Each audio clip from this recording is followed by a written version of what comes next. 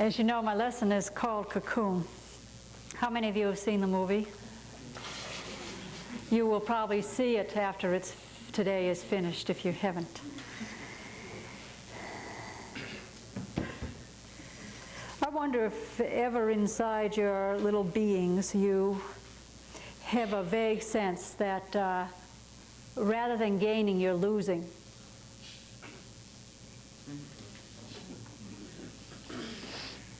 Or if you ever have a vague sense that you can remember a way of loving or feeling filled with love, but it isn't there as much as it was before.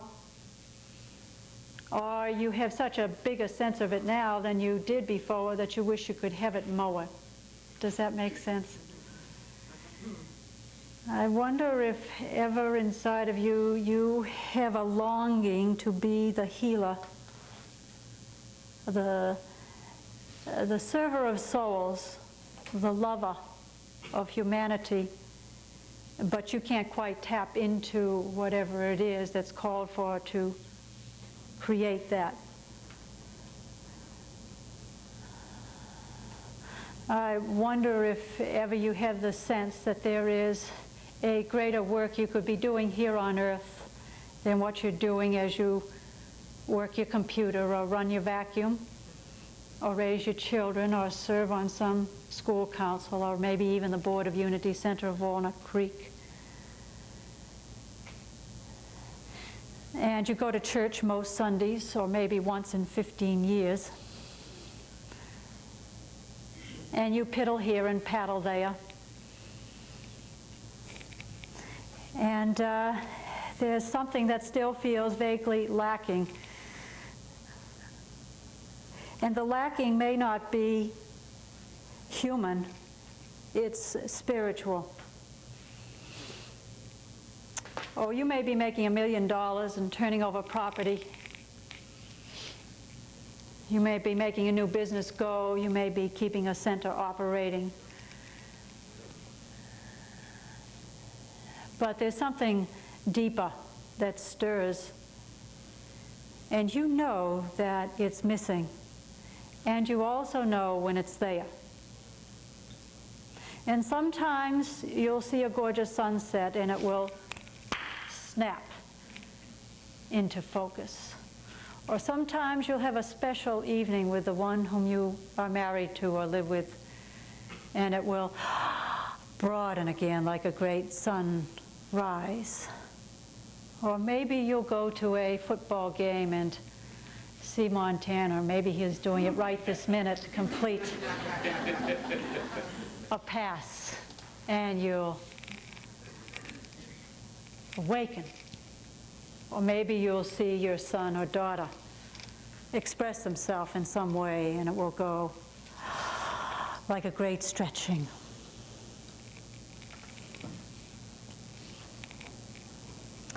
And then in the silent reflections of your mind, something rings and it says, this is what my life's about. This is the true commitment. This is what I want full time. And the wanting full time isn't to necessarily feel in love all the time or to feel as if you're looking at a sunset all the time, but to know in the background of your linking up system. Do you know what I mean by that? In the background of your connecting system, that you know it's there. There's a fitting arms, the everlasting arms, in which to show off your life, whether it be tears or rejoicing.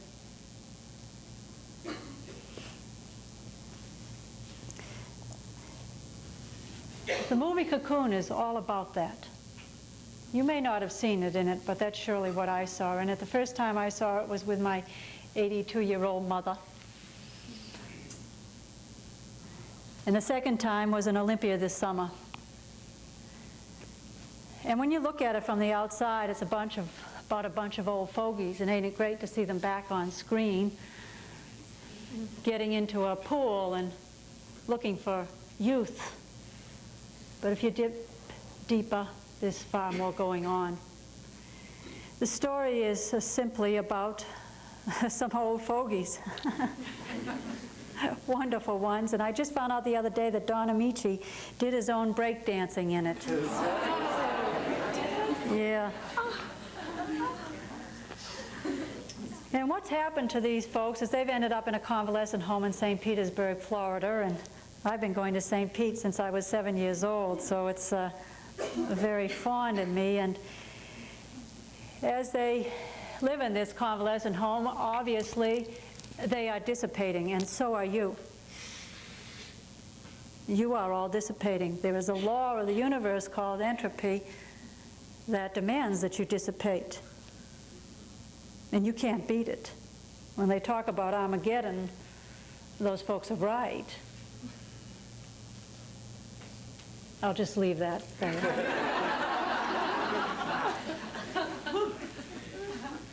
So there they are all dissipating, and one of them seems to have cancer. And another one has a wife who is very definitely dying.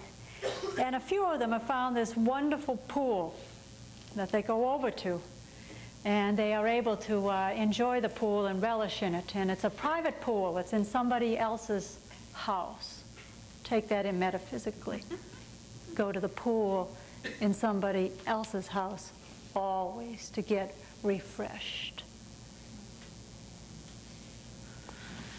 And so they're really enjoying this, and then they become aware that their pool may be invaded, and indeed it is, because some people from outer space have come back to Earth in order to bring back to their planet, or wherever they live, some souls whom they left here thousands of years ago. And those souls are at the bottom of the ocean in cocoons, large stone forms, or shell forms. And so these people go and take the shells out of the water and put them into the pool. And on such and such a day, these old fogies go over to the pool. And when they get in, something dramatic happens to them. And the something dramatic that happens is they become more enlivened, and they feel like young people again. It affects their whole life. I mean, they are really different physically. They're whole different beings, of course, being physically and having finally what they've lost. They are different mentally and emotionally, and they all go home and make love to their wives for the first time in years, and the wives are tickled pink.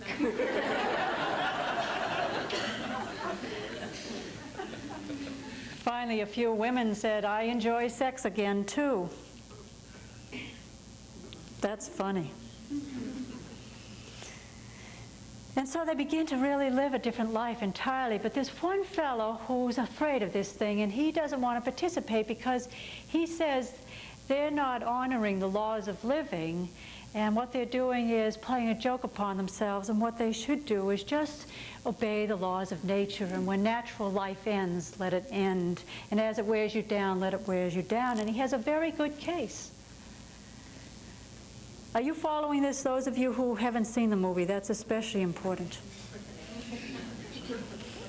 So as they begin to enjoy these fruits of their life that have just opened up to them, strange things begin to happen, one of which is that in his zest and love of life, one of the men so enjoys the richness that he's been given, now finding out that the cancer has probably disappeared. He now goes off and takes the wonderful energy that he's been given, and he dissipates it all by going out and having a fling with a younger woman. Issue number one of energy and life potential. What are you going to do with it? And because of that, his, I don't know how many year marriage is threatened.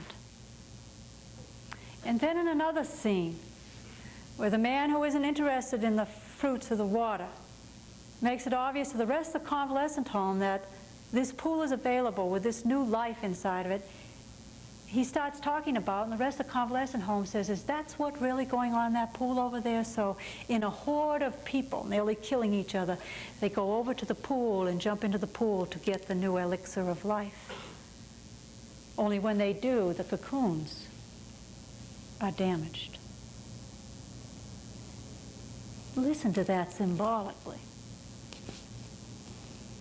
And so after they dive in, the people who have brought the cocoons there to rest while they wait to be taken back come in and say, "Get out of this water. You're destroying this water. You're destroying the process that's going on in here. Don't misuse it." And then they go into the pool and they take out one of these cocoons and they open it up, and inside, this special little being preparing to return to its home finally, you watch quiver up and die.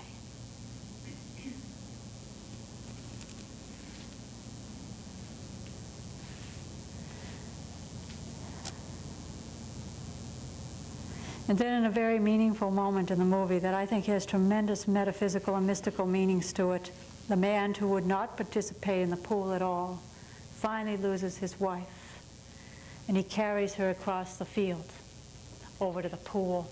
The pool now with its energy all used up, and he takes her and he puts her down near the pool, and he begins to put the water to her face, to her heart, to try to bring her back to life. And the man who had filled the pool with the cocoons walks in. He says, "It's all used up. It won't do anything anymore."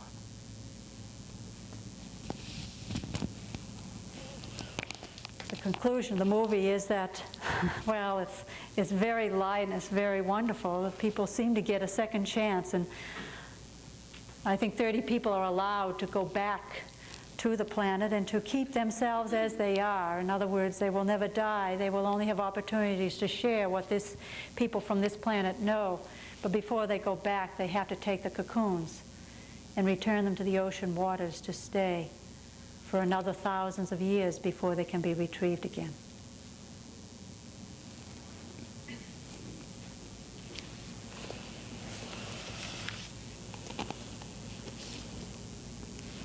In the Upanishads, it says this: "In order for one to have more life, one must gather up all one's energies of body, mind, and life, hold them from dissipation in pursuits not relevant to the main purpose, center them around the ideal, and by concentration, meditation, and purification, enlarge and heighten their reach up to the acme of their possibilities as instruments of the soul." That is the discipline. That is the only discipline. In order for you to have more life, gather up all the energies of the body, mind, and life itself, and hold them from dissipation in pursuits not relevant to the main purpose. What's the main purpose? To remain united with God in every single act, mind, and deed. And you may not know what that means or what it leads to, but that doesn't stop you from carrying that out. There, center yourself around the ideal, and by concentration, meditation, and purification, enlarge the possibilities of the soul. Second, one must have an adequate concept, a mental grasp of the nature of reality, learning from others who are an authority through study and reflection. And finally, one must live a life of purity, purity of a subtler type, meaning a continence of the body, continence, containing, continence of the life energy, continence of the heart's emotions, continence of the flowings of thought energy, It is this mode of continence on all levels of the being that leads to the Brahman, the Upanishads. I spent a lot of my summer reading New Physics again and their relationship to spirituality and what they are going to do to our thinkings about spirituality as we begin to allow the New Physics to have more dominance. And one of the major laws of the New Physics is the law of entropy. And the law of entropy simply states that no matter how hard you work, no matter how hard you move out, there is an equal power that is working against you that dissipates and removes from you greater amounts of energy than you can ever hope to give out.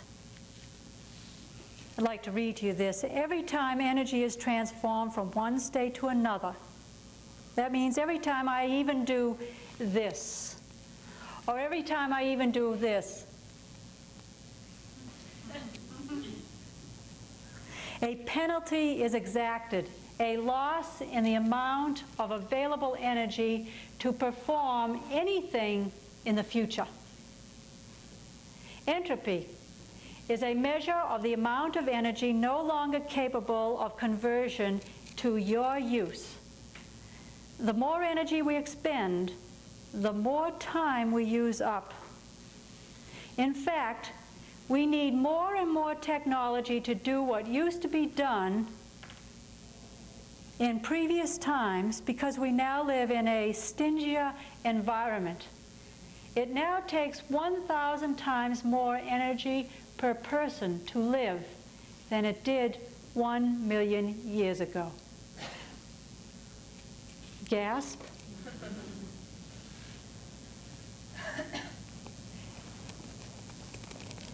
It might make you come to terms with how you're using yourself. What is the responsibility to self? What about the pool of consciousness that you're moving in? How are you using it? How shall we use it? There's only one answer to entropy. The answer is that since the expense of energy externally is so great, then there must be a greater expense of energy internally through which consciousness expands. And you've been filled with this all summer long. The speakers here have been talking about this. Through the internalization, the consciousness expands, and as the consciousness expands, evolution also increases. Am I making too much sense this morning, or any sense? Now I'd like to read to you from the Bible. I've read to you from the Upanishads, from physics, and now from the book of John, the 6th chapter. They came to Jesus and found him on the other side of the Sea of Galilee, in Capernaum. And when they came there, they said to him, "Rabbi, when did you come over here?" And Jesus said to them, "Truly, truly, I say to you, you seek me not because you saw signs, but because you already had your fill of the loaves." There go my eyes again. Let me read that again. "Truly, truly, I say to you, you seek me not because you saw signs, but because you ate your fill of the loaves. Do not labor for the food which perishes, but for the food which endures to eternal life, which the Son of Man will give to you, for on him has God the Father set his seal." And then they went on saying to him, "What must we do to be doing the works of God?" And Jesus said, "This is the work of God, that you believe in him who has sent me." And then they said to him, "Then what sign do you do that we may see and believe you? What work do you perform? Our fathers ate the manna in the wilderness, as it is written, he gave them bread from heaven to eat." And Jesus said to them, "Truly I say to you, it wasn't Moses who gave you the bread from heaven. My Father gives you the true bread from heaven. For the bread of God is that which comes down from heaven and gives life to the world." And then they disputed more about themselves, and they said, "How can this man give us any word to make sense of this. And Jesus said to them, truly I say to you, unless you eat the flesh of the Son of Man and drink his blood, you have no life in you. He who eats my flesh and drinks my blood has eternal life, and I will raise him up at the last day. For my flesh is food indeed, and my blood is drink indeed. He who eats my flesh and drinks my blood abides in me, and I in him. As the living Father sent me, and I live because of the Father, so he who eats me will live because of me. This is the bread which came down from heaven, not such as the fathers ate and died. He who eats this bread will live forever. Now, you may be wondering right now and wondering, how the hell does all of this ever link up? What is she doing? Did she go bonkers up in Winthrop? Am I really glad this is her 15th year completed? I'm going to now try to link it together. Let's go back to Cocoon. In Cocoon, the pool in the movie is symbolic of the pool of consciousness. You live in a pool of consciousness. So do you. So does this rug. So do these flowers. So do you. So does this. So does this. We are all basking right now in a pool of consciousness.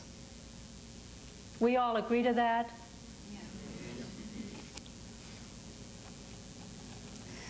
The sad thing about the pool of consciousness in which we live and breathe and have our being is that most of us don't come to the pool of consciousness until we are depleted, until we are dying, until we have cancer, until our relationships have fallen apart, until there is no money in the bank. And usually when we go to the pool of consciousness, we go to our neighbors. We don't come to our own. It's very simple. This morning I was out walking very early. I went down to my favorite spot by the river. And I thought about 15 years, whatever happened, went like that. And then I thought my only disappointment is that too many of the people who have been around me came, and I offered bread and wine, and most of them took a slight sip, and it didn't make any difference. And it can't if you only take a slight sip. That's my disappointment about my ministry. That you didn't all eat deeply enough, drink deeply enough. That no matter how much it has been said, build your own pool. Fill your own pool in. Stop looking outside. Stop leaning on anybody. When crisis comes, will the pool be full? Will the energy be in it? And all too many said, that's too hard. That's too much to ask. When I know profoundly, it's the simplest of all simplicities.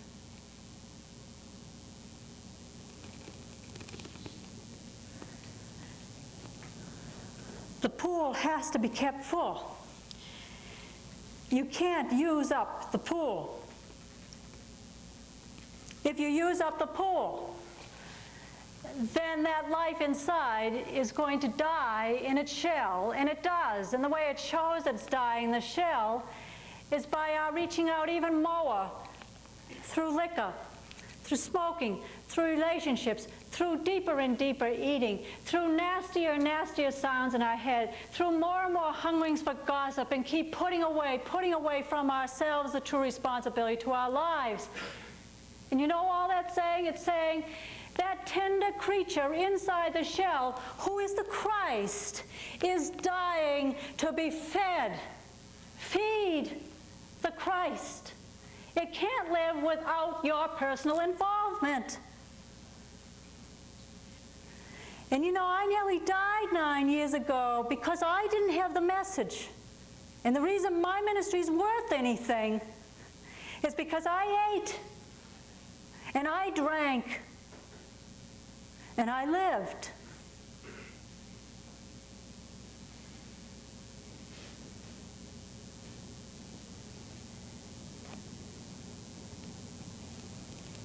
This morning in a meditation, I met that creature in that shell. And I realized, and I never realized this in the movie before, that the one in the shell is the Christ. It isn't the personality Jesus. We all know that so well here at Unity, don't we? Oh, we talk about it so good. I know what the Christ is. It's that something inside of me. And that Christ is dying for you to feed it. And the wonderful thing about the Christ is that it will never die, because you see, it will be returned to its natural home, and it will wait for 10,000 years for you to come find it again. It can't go away. But you have a responsibility to it. Feed it. There are people who are angry, who are saying, you robbed the pool of consciousness, humanity. That's what we're doing here on Earth. We're doing it a million ways. I've got a bunch of facts home in my cards I could throw out here to show you how bright I am. But you know it inside of yourself, don't you? You know when the gesture of anger comes through, or when the desire to snipe or to kill through words or actions moves you away from the pool of consciousness. You know then, don't you, that you are robbing the pool of God's consciousness, sublimating it.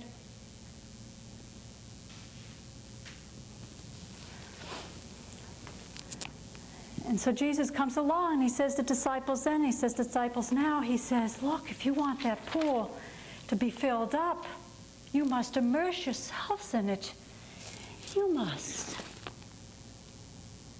As you sell your products, you must. And as you work with people in consultation, the pool must be filled up. You must be immersed in it. In your banking business, you must be immersed in it. As you run Unity Center Walnut Creek, you must be immersed in the pool of consciousness.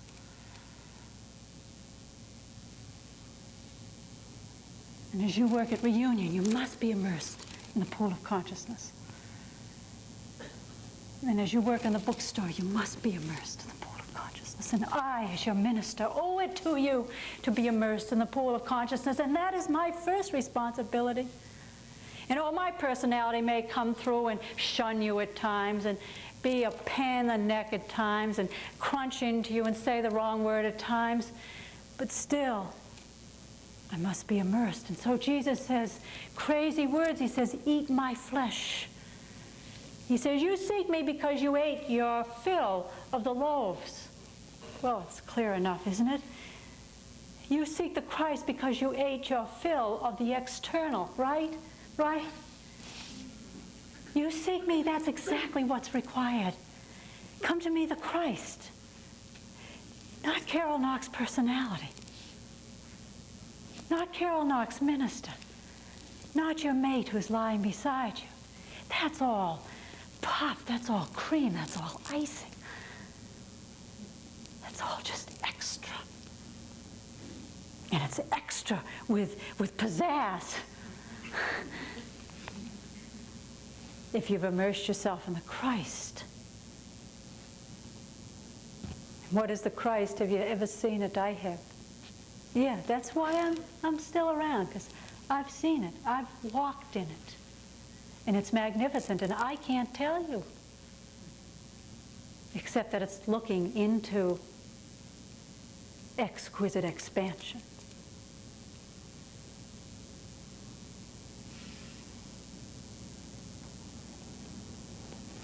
And the second thing that he says is, do not labor for the food which perishes, but for the food which endures to eternal life, which the Son of Man will give to you. Gandhi says the essence of civilization is not the multiplication of wants, but deliberate and voluntary renunciation so that one might seek the spirit within.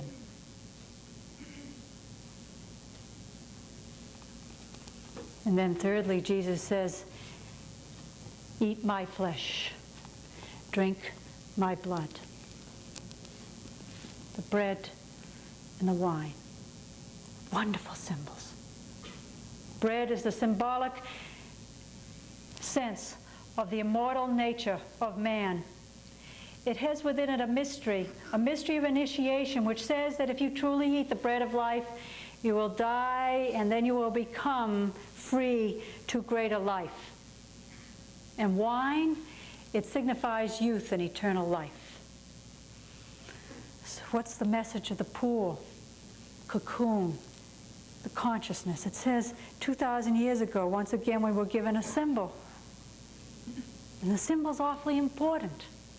And it's like we've got to give these to you. And like maybe you can go home today and make up some symbol to you that will remind you again and again and again when life runs out, when the pool runs dry, when I find myself more and more bitchy, when I find myself more and more urgent, when I find my head going faster and faster, when I find myself needing too much, that's the time to go within to the Christ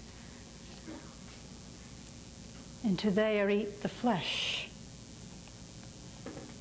And folks, the mystery isn't so crazy that this means that you to take a bite of Jesus' flesh. We're all too smart for that. It means go inside and dwell with the Christ as you know it best right now. Do you know how to do it? Can you do it right now as you look at me? Do you know that as I talk with you that I am there? Do you know how to go into your heart? Would you go into your heart right now? Don't close your eyes. Don't change your behavior. Just go dwell in your heart. And as you dwell in your heart, and be aware that Christ lives inside of you, the Christ presence, the universal Christ, everywhere present nature, lives inside of you. That little being is there in a shell, and it's dying to be fed. And as you dwell there, it is fed. As you dwell there, it is fed. No massive prayers, no massive ritual. Go within. And the more you go within, then the more you feel the wine. Life. Bread, wine, eat life.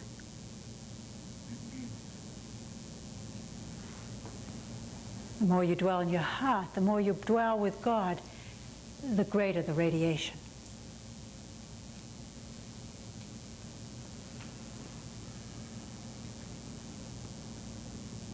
I want to tell you a very sad ending to this lesson this morning. It says in John 6, verse 66, that after this many of his disciples drew back and no longer went about with him. They got frightened. They thought he was talking about cannibalism. That's the truth. And ever since then, the masses have thought, oh, this is a bunch of mysterious stuff. What do we do? I've just instructed you what you do. Will you be the one who draws back? Will you be the one who waits until it's too late? Will you be the one who brings your loved one to the pool of consciousness and somebody shouts out and says, it's all used up? Will you be the one who didn't dive deep and drink deep enough to immerse yourself? There's a precious being inside of you who's hungering to be fed. Feed it, please.